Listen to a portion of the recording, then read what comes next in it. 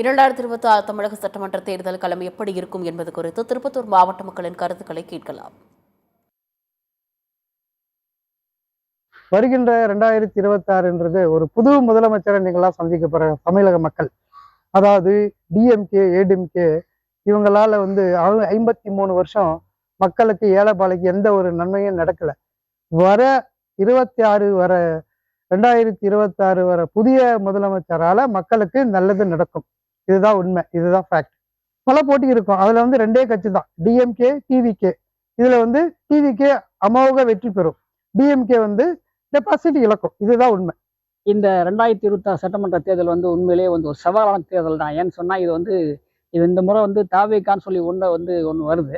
இதனால ஜனங்க மத்தியில ஒரு பிம்பம் கட்டமைக்கப்படுது. தாவேக்கா தான் ஆட்சி அமைக்கும், அல்லது தாவேக்கா பெரும்பான்மையான இடத்துல வரும் அப்படின்னு ஒரு பிம்பம் கட்டமைக்கப்படுது. அது எந்த அளவுக்குன்னு சொன்னா அவங்க இன்னைக்கு பிம்பம் கட்டி அமைக்கிற அளவுக்குலாம் இருக்காது. ஆனால் தாவேக்கா ஓட்டு வாங்க சொல்ல, தாவேக்கா ஒரு கணிசமா ஒரு 5 விழுக்காடு ஓட்டு வரைக்கும் வாங்குறதுக்கான வாய்ப்புகள் இருக்குது. ஆனா திமுக ஓட்டு திமுகவுக்கு தான், அதிமுக ஓட்டு அதிமுக தான். நடுநிலையாக அப்படியா, அந்த நடுநிலையான ஓட்டு தான் வெற்றி வாய்ப்பை தீர்மானிக்குது. அந்த நடுநிலையான ஓட்டு இன்னைக்கு பெரும்பாலும் திமுக வாய்ப்பு அதிகம். 2026 எலெக்ஷன் பார்த்தீங்கன்னா, இப்போ ஆளுங்கட்சியாக இருக்கிற திராவிட முன்னேற்ற கழகம், அதாவது அரசு அதிகாரிகளை மேலே நிறைய அதிருப்தியில் இருக்கிறாங்க. அதுக்கு எதிர்கட்சியாக இருக்கிற அண்ணா திராவிட முன்னேற்ற கழகம் பார்த்தீங்கன்னா, அந்த கட்சியில நிறைய பிளவுபட்டு இருக்கிறாங்க. அதுக்கு அடுத்தபடியாக விஜய் எடுத்துக்கிட்டோன்னு பார்த்தீங்கன்னா, அவர் சிங்கிளாக தான் இருக்கார்.